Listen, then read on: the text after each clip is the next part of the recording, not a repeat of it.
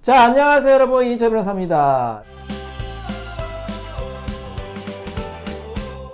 자, 오늘 이 시간은 예전에 진행한 사건에 대해서 말씀드릴 텐데 굉장히 좀 특이한 사건이거든요. 굉장히 특이하고 좀 민망한 내용도 많아요. 자, 이제 상간녀 소송 사건인데 굉장히 좀 특이하고 이례적인 사건이라서 말씀드리도록 하겠습니다. 자, 이인철 변호사의 재판 이야기 시작합니다.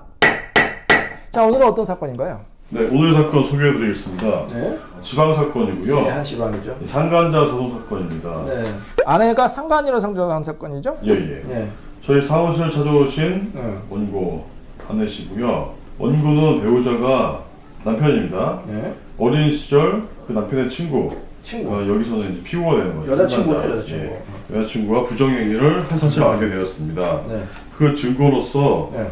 남편이 네. 그 상간자에게 네. 문자로 서로 주고받은 내용이 있었고요. 여행을 같이 가기 위해서 네. 항공권을 끈 내용도 있었습니다. 이제 이에 격분하신 우리 원고께서 상대방 상간자를 찾아가기도 하고 만나기도 하였지만 잘 해결되지 않고 아주 더 상황이 나빠지게 되었습니다. 이에 원고께서는 상대방에게 위자료를 청구한 내용입니다. 자, 이것도 실제 사건입니다. 실제 사건이고, 제가 뭐 어디 법원인지는 말씀을 안 드릴게요. 자, 저희가 이제 원고 아내분이셨고, 소송대리 법무부인 리죠. 어떤 한 지역의 사건이에요. 저희가 이제 위자료를 받았어요. 피고는 원고에게 위자료를 받았는데, 저희가 이제 일종의 이제 성공 사건이죠. 근데 이제 이 사건은 좀 특이한 게 뭐냐면, 남편이 이제 전에 좋아했던 여자친구 같아요. 그 결혼 전부터 좋아했던 여자친구를 만나가지고 바람을 핀 거예요. 바람을 폈고, 이 두 사람이 뭐 연락도 많이 하고, 뭐 문자나 이런 걸 많이 주고받았는데, 이제 거기에 저희가 이제 증거를 확보했거든요. 그 내용을. 근데 굉장히 너무 적나라해서 제가 차마 방송에서 말할 수 없을 정도의 적나라한 내용을 이제 주고받은 거예요. 그래서 제가 이제 여러분께 알려드리고 싶지만, 너무 이제 민망하고 적나라하기 때문에 차마 말씀드릴 수는 없고, 자, 그 내용 중에 하나가 둘이 이제 스킨십을 하는 게 충분히 이제 유추가 되는 내용이 있고요. 그 다음에 뭐 임신 여부에 대해서도 막 주고받은 내용이 있는데, 이거는 이제 나중에 아내가 이제 보게 된 거예요. 얼마나 황당하겠습니까? 자, 김대리, 만약에 남편이 전에 이제 좋아했던 여자를 막 만나는데 너무나 민망하고 이제 입에 담을 수도 없는 민망한 내용으로 막 연락도 하고 문자를 주고받는다. 그걸 딱 보게 됐을 때 어떨 것 같아요? 바로 정 떨어질 거예요. 바로 정 떨어져요. 그래서 아내분은 사실 이런 거 보면 안 되는데 하여튼 이걸 어떻게 보게 됐어요. 그러니까 얼마나 놀랬겠습니까? 근데 더군다나 그 여자가 이제 아내도 아는 여자야. 뭐 같이 이제 뭐 친했던 사이고 남편이 옛날에 좋아했던 여자다. 그러면 더 어떻겠어요? 배신감과 이로 말할 수 없다. 더 화가 나겠죠. 아니, 다 아는 지인인데 그러니까 당연히 찾아가겠죠. 뭐 누구라도 안 찾아가겠습니까? 찾아가는데 그러면 좋은 얘기 나와요? 안 나오죠, 거의. 당연히 안 나오죠. 그래서 우리 드라마에서 많이 보잖아요. 이제 막 서로 이제 막 머리띠 끄덕잡고 그냥 물 던지고 막 그러고 싶잖아요. 근데 뭐 이번 사건에서는 그렇게까지는 안 했는데 어쨌든 아내분도 화가 나니까 이제 막 항의를 했겠죠. 항의 과정에서 이제 뭐 신랑이도 버리고 그렇게 이제 과정을 벌이게 된 거예요. 그러니까 역으로 그 사람이 뭐 내가 뭐 피해를 당했다 이렇게 또 뭐 역으로 주장을 하는데, 그래서 이 사건은 저희가 위자료를 받긴 했지만 위자료가 조금 이제 깎였어요. 왜 깎였을까요, 위자료가? 일반적인 사건보다는. 이게 원래는 이제 소송을 할 때는 이게 법적인 걸로 이렇게 처리가 돼야 되는데 이렇게 자의로 뭔가 해결하려고 하다 보면은 이게 좀 더 원래 나는 피해자인데 가해자가 될 수 있는 경우가 있기 때문에. 맞아요. 그래서 상대방이 이제 반소까지 했거든요. 이제 반소를 했잖아요, 상대방이.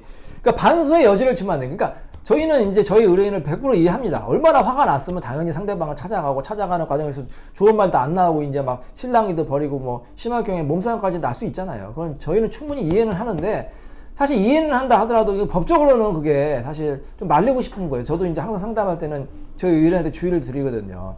절대로 상대방을 개인적으로 찾아가거나 그러지 마시라. 왜냐하면 개인적으로 찾아가면 사람이니까 이제 흥분하다 보니까, 감정적으로 막 흥분하다 보니까 당연히 이제 막 말도 험하게 나올 수도 있고, 잘못하면 막 이렇게 몸싸움까지 날 수가 있으니까, 아니면 명예훼손이 될 수도 있고 여러 가지 이제 걸리거든. 다 걸려요. 그렇기 때문에 자제하시라. 사적인 복수는 자제하라. 그럼 어떻게 해야 돼요? 어쨌든 상간녀를 혼내주려면은, 상간녀를 통쾌하게 혼내주려면 어떻게 해야 돼요? 일단 참고 기다리다가 증거들을 많이 제출. 그렇죠. 증거를 최대한 많이 확보해서 법적으로 복수하는 거예요. 법적으로.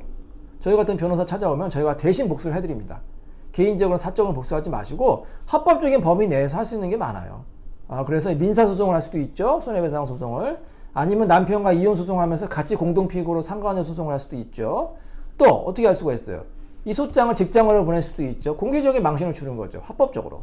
그 다음에 또 판결이 나오면은 그 사람이 직장 다니면 그 월급에다가 압류할 수도 있고, 아니면 집이라든지 보증금, 뭐 가전도구 이런 것도 압류할 수가 있고, 또 여러 가지 방법이 있거든요. 합법적으로 할 수 있는 게 많아요.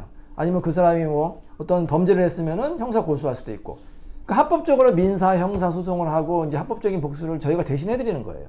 그래야지만 위자료도 많이 받을 수가 있지, 개인적으로 가서 찾아가서 막 복수한다고 하면은 화만 나겠죠. 뭐 예를 들어서 그 여자 찾아가서 머리 끄댕이 잡아당기면 그게 분이 풀리겠어요? 안 풀려요. 더 열만 받죠. 봤더니 또 그 여자가 너무 미인이야.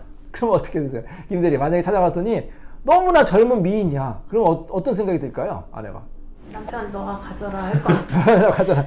아, 그리고 어쨌든 굉장히 또 젊고, 이게 두 가지 경우가 있거든요. 상간녀가 너무나 젊은 미인이면은, 이게 뭐 저도 이제 들은 얘기인데, 남편이 저렇게 젊은 여자랑 놀아놨구나 실망감도 느끼면서 괘씸도 하겠죠. 응? 그러면서도 막 또 본인이 또 나이도 들고 하는 거에 대해서 자괴감이 들기도 하고, 여러 가지 이제 복잡한 감정이 들겠죠. 화가 나겠죠. 근데 반대로 이런 경우도 있어요. 만나봤더니 상간녀가 아내보다 훨씬 나이도 많고, 소위 말해서 못생기고 그런 여자인 경우도 꽤 있어요. 그 홍의사, 만약에 남자 입장에서, 뭐 홍의사가 그러면 안 되겠지만 왜 그런 여자랑 바람을 필까요? 남자들이. 와이프에게 얻을 수 없는 그런 것을. 어떤 게 있는데요? 그러니까 와이프는 내 마음을 이해를 못 해주는데, 네. 그 사람은 이제 외모랑 상관없이 나를 잘 이해해주고 그런 거죠.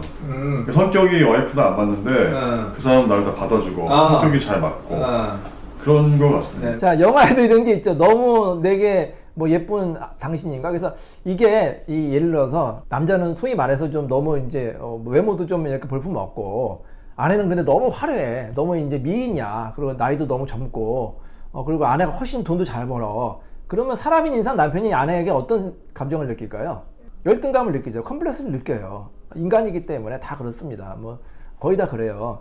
근데 아내한테 맨날 구박만 받고, 처가에서도 맨날 구박을 할 거 아닙니까, 사위를. 근데 어떤 나이 많은 여자 만났더니 반대로 어떻게 되겠어요? 이 나이 많고 좀 못생긴 여자는 남편을 잘해줍니다. 뭐 너무 잘해줘. 뭐 너무 잘생겼다고 그러고 막 그냥 뭐 용기도 북돋아주고 막 칭찬도 많이 하고. 그래서 거기 빠지는 거야. 남자가. 그런 경우가 있어요. 종종 있어요. 저희도 이제 바람 피다 보면 같이 오는 경우가 있거든요. 이 남자들이나 여자들이나 자기 애인하고 같이 와서 막 상담받고 하는 경우가 있는데, 뭐 아내보다 훨씬 나이도 많고 못생긴 경우도 꽤 있어요. 그럼 아내 입장에서 이제 근데 반대로 남편이 나보다 자기보다 훨씬 나이도 많고 못생긴 여자랑 바람 폈다. 그럼 어떤 생각이 들까요? 더 열받는. 더 열받아. 아니, 저 여자가 뭐가 좋다고 저 여자랑 바람 펴. 더 열받으면서도 또 막 실망감, 배신감도 나겠죠. 그러니까 여러 가지 복잡한 감정이 있는 거예요. 상대방이 어떤 여자건. 자, 그래서 하여튼 그런 복잡하고 열받는다고 다시 말씀드리면, 그 여자 찾아가서 막 머리끄댕이 잡고 막 때리고 그러면 돼요? 안 돼요? 안 돼요. 자, 머리끄댕이 잡으면 폭행이고, 머리끄댕이를 뽑으면 상해죄가 돼요. 이게 상처를 줬다, 뭐 생리적 기능이 훼손했다, 상해죄가 되고, 또 그 여자 찾아가서 막 직장에 알리면 또 명예훼손이 될 수가 있고, 잘못해서. 그러지 마시고 합법적인 방법, 다시 한번 말씀드리지만 합법적인 방법으로 소송을 통하거나 형사 고소를 하시는 방법이 있으니까 꼭 기억하시기 바랍니다. 자, 이인철 변호사의 재판 이야기, 사건 이야기 여기서 마치도록 하겠습니다. 감사합니다.